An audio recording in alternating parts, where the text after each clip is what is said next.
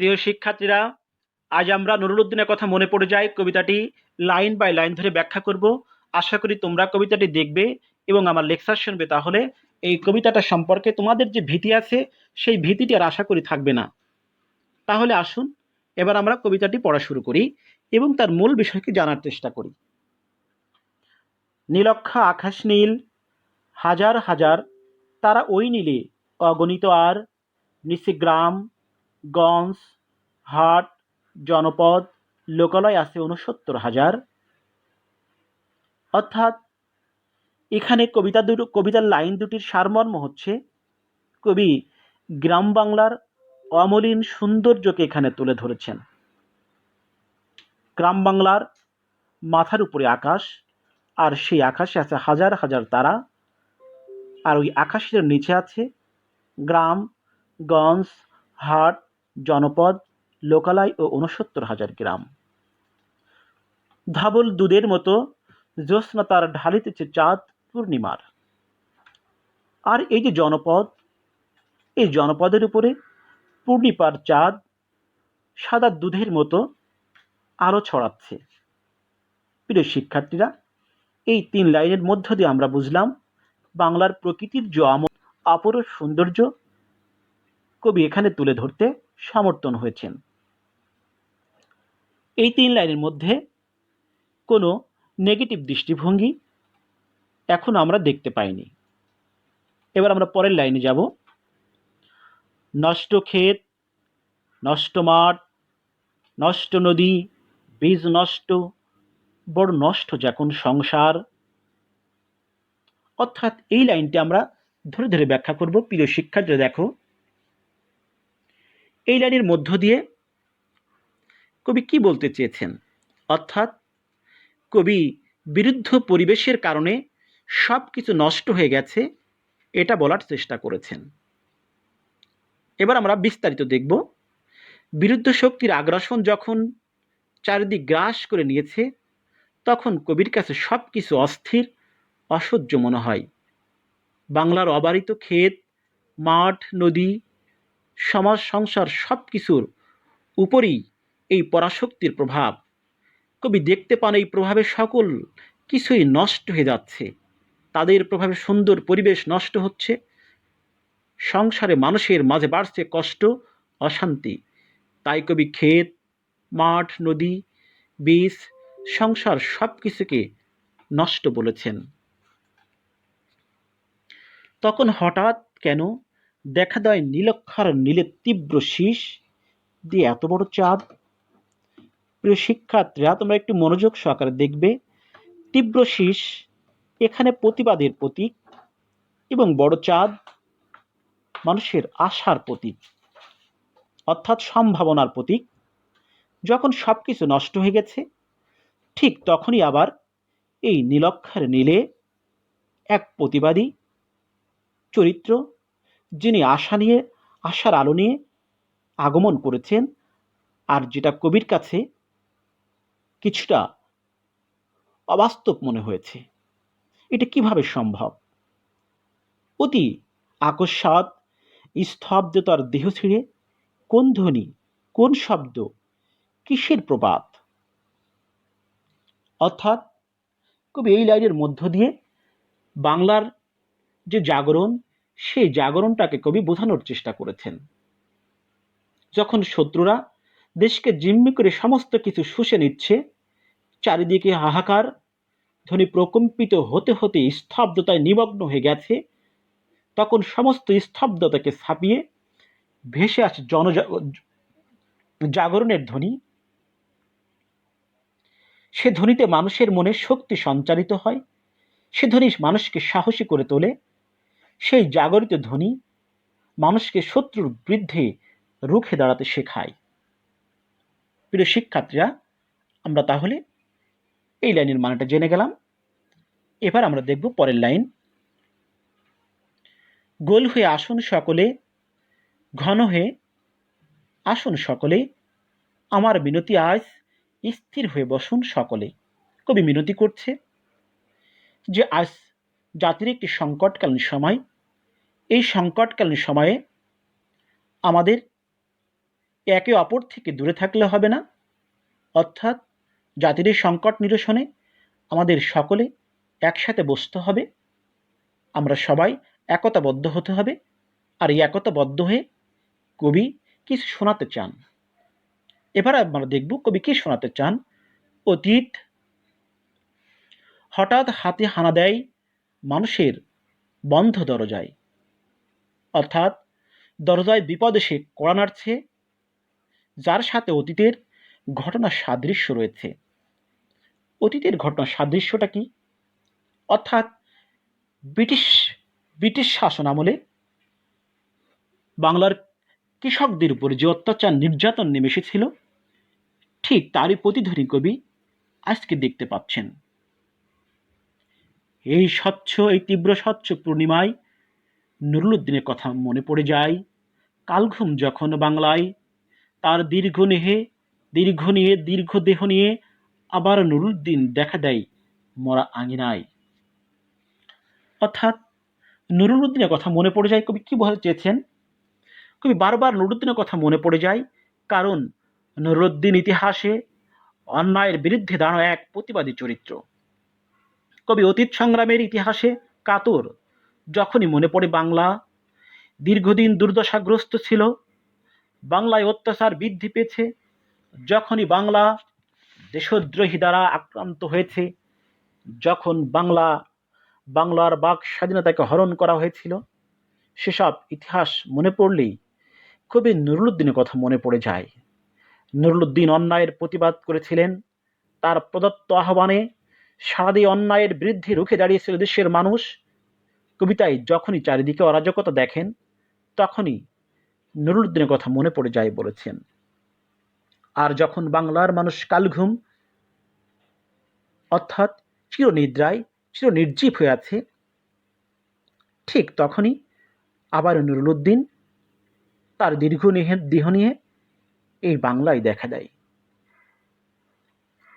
প্রিয় শিক্ষার্থীরা, এবার আমরা দেখব নুরুল উদ্দিনের বাড়ি কোথায়। নুরুল উদ্দিনের বাড়ি রংপুরে যে ছিল, রংপুরে নুরুল উদ্দিন একদিন ডাক দিয়েছিল 1189 সনে, অর্থাৎ তার বাড়ি ছিল রংপুর অঞ্চলে। আর 1189 সনে তিনি সাধারণ কৃষকদের নিয়ে বিপ্লবের ডাক দিয়েছিলেন। প্রিয় শিক্ষার্থীরা, বাংলা থেকে ইংরেজি সাল বের করা একটি সহজ নিয়ম আছে। বাংলা সালের সাথে যদি 593 যোগ করা হয়, তাহলে ইংরেজি সালটি পাওয়া যায়, এবং ইংরেজি থেকে যদি 593 বিয়োগ করা হয়, তাহলে বাংলা সালটি পাওয়া যায়। আবার বাংলার বুঝি মনে পড়ে যায়, নুরুল উদ্দিনের কথা মনে পড়ে যায়, যখন শকুন নেমে আসে এই সোনার বাংলায়। প্রিয় শিক্ষার্থীরা, শকুন বলতে কাকে বোঝানো হয়েছে এটা আমাদের আগে জানতে হবে। শকুন বলতে বোঝানো হয়েছে স্বাধীনতা বিরোধী দালাল হানাদার বাহিনীকে বোঝানো হয়েছে, অর্থাৎ পাকিস্তানি শাসন এবং শোষক গোষ্ঠীকে এবং এদেশীয় রাজাকারদেরকে শকুন রূপে আখ্যায়িত করা হয়েছে। আর এই শকুন রূপী মানুষ যখন বাংলার মানুষের অর্থ সম্পদ জীবন সবকিছু শকুনের মতো ছিন্ন ভিন্ন করে দিচ্ছে, ঠিক তখনই আমাদের সেই মহান নেতার কথা মনে পড়ে যায়। নুরুল উদ্দিনের কথা মনে পড়ে যায়, যখন আমার দেশ ছেয়ে দেয় দালালের আলখেল্লায়। আলখেল্লা বলতে ঢিলাঢালা পোশাক, অর্থাৎ দেশের স্বাধীনতা বিরোধী মানুষের দ্বারা যখন দেশে সবকিছু ছেয়ে যায়, তাদের নিয়ন্ত্রণে সবকিছু চলে যায়, তাদের অধিকারে সবকিছু চলে যায়, সাধারণ মানুষের কথা বলার অধিকার যখন তারা কেড়ে নেয়, আর ঠিক তখনই আমার সেই মহান নেতা নুরুল উদ্দিনের কথা মনে পড়ে যায়। নুরুল উদ্দিনের কথা মনে পড়ে যায় যখন আমার স্বপ্ন লুট হয়ে যায়।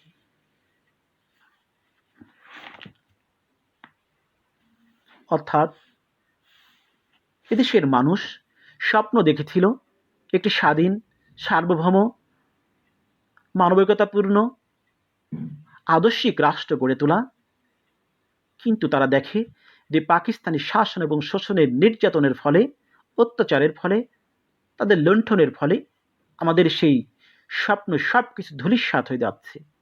আর কবি বাঙালির এই স্বপ্নগুলোকে লুঠে যাওয়াকেই স্বপ্ন লুট বলেছেন। অর্থাৎ বাঙালির স্বপ্ন ছিল একটি নতুন রাষ্ট্র, একটি স্বাধীনতা, একটি সহমর্মিতাপূর্ণ মানবিক রাষ্ট্র গড়ে তোলা।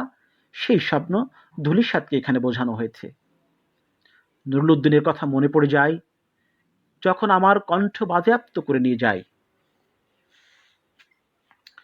কবি এখানে কণ্ঠ বাজেয়াপ্ত বলতে বাক স্বাধীনতাকে হরণ করা বোঝানো হয়েছে। বাংলা ভাষা যখন বাংলার মানুষের মুখ থেকে কেড়ে নিতে চেয়েছিল, কবি সেই সময়কার কথা বলেছেন। বাংলার মানুষের মাতৃভাষা কেড়ে নিয়ে উর্দু ভাষাকে বাংলা ভাষা প্রতিষ্ঠা করতে চেয়েছেন। বাক স্বাধীনতাকে যারা হরণ করতে চায়, কবি তাদের প্রতি ক্ষুব্ধ, ব্যথিত। নুরুল উদ্দিনের কথা মনে পড়ে যায়, যখন আমারই দেশে আমার দেহ থেকে রক্ত ঝরে যায় ইতিহাসে প্রতিটি পৃষ্ঠায়। প্রিয় শিক্ষার্থীরা, এখানে ইতিহাসের প্রতিটি পৃষ্ঠায় বলতে ব্যাপক একটি জায়গা তিনি ইঙ্গিত করেছেন। নুরুল উদ্দিনের কথা মনে পড়ে যায় কবিতায় প্রতি সংগ্রামের ইতিহাসের প্রতিটি পৃষ্ঠা দ্বারা বোঝানো হয়েছে। কবি সংগ্রামী চেতনার ইতিহাসকে বড় করে দেখাতে গিয়ে ইতিহাসের প্রতিটি বিদ্রোহের কথা বলে মনে করেন। ফকির বিদ্রোহ, কৃষক বিদ্রোহ, নীল বিদ্রোহ, 1952 সালের ভাষা আন্দোলন, 1956 সালের সাংবিধানিক আন্দোলন, 1962 সালের শিক্ষা আন্দোলন, 1966 সালের 6 দফা, 1969 সালের গণঅভ্যুত্থান। অর্থাৎ ইতিহাসের এই প্রতিটি পৃষ্ঠায়, প্রতিটি আন্দোলনে এদেশের সোনার ছেলেরা তাদের রক্তের রাজপথ রঞ্জিত করেছে, বুকে রক্ত দিতে হয়েছে। আর কবি এই কথাটাই বলেছেন, যখন আমারই দেশে আমার দেহ থেকে রক্ত ঝরে যায় ইতিহাসে প্রতিটি পৃষ্ঠায়। প্রিয় শিক্ষার্থীরা, এবার দেব পরের লাইনে কি বলেছে। আসুন আসুন তবে আজ এই প্রশস্ত প্রান্তরে, যখন স্মৃতির দূত জ্যোৎস্নার সাথে ঝরে পড়ে। অর্থাৎ এই দুই লাইনের মধ্য দিয়ে কবি অতীত স্মৃতিকে বুঝিয়েছেন যে অতীত স্মৃতির সাথে এই এখনকার বাস্তবতার মিল রয়েছে। এই কারণে সকলে এখন আসুন বাংলার মানুষের অতীত ইতিহাস, সংগ্রামের ইতিহাস, সেসব স্মৃতি মানুষের মনের স্মৃতি কোঠায় বন্দি। আর জ্যোৎস্না শোভিত রাতে সে সকল অতীত স্মৃতি মানুষের মনে পুনরায় জেগে ওঠে। নিঃসঙ্গ মানুষ একা একা সেসব স্মৃতি কথা মনে করে অশ্রু বিসর্জন করে। বলা যায় যে বাংলার সৌন্দর্য যখন জ্যোৎস্নার আলোয় আরো সৌন্দর্য মণ্ডিত হয়, তখন প্রতিটি মানুষই তার অতীত স্মৃতি মনে করে। তখন কে থাকে ঘুমে, কে থাকে ভেতরে, কে একা নিঃসঙ্গ বসে অশ্রুপাত করে। আর এমনই সময় কে একাকী ঘরের মধ্যে বসে অশ্রুপাত করে। নুরুল উদ্দিনের কথা যেন সারা দেশে পাহাড়ি ঢলের মতো নেমে আসে। সমস্ত ভাষায় অভাগা মানুষ যেন জেগে ওঠে আবার এ আশায় যে আবার নুরুল উদ্দিন একদিন আসিবে বাংলায়, আবার নুরুল উদ্দিন একদিন কাল পূর্ণিমায় দিবে ডাক, জাগো বাহে কোনটি সবাই। অর্থাৎ পাহাড়ি ঢল যেভাবে অপরিমেয় শক্তি নিয়ে তার সামনের সব কিছুকে ভাসিয়ে নিয়ে চলে যায়, ঠিকই একদিন প্রতীক অর্থে নুরুল উদ্দিন এই বাংলায় সেবার ডাক দিবে সাধারণ মানুষকে। তার ডাকে সবাই জাগ্রত হয়ে সমস্ত অন্যায়, নির্যাতন সব কিছু ভাসিয়ে নিয়ে চলে যাবে। আর কবি এই কারণেই পাহাড়ি ঢলের প্রসঙ্গ উপস্থাপন করেছেন যে পাহাড়ি ঢল যেমন সব কিছু নিয়ে চলে যায়, ঠিক নুরুল উদ্দিনের ডাকে সাধারণ খেটে খাওয়া প্রান্তিক মানুষ, সাধারণ কৃষক শ্রেণী আবার জেগে উঠবে।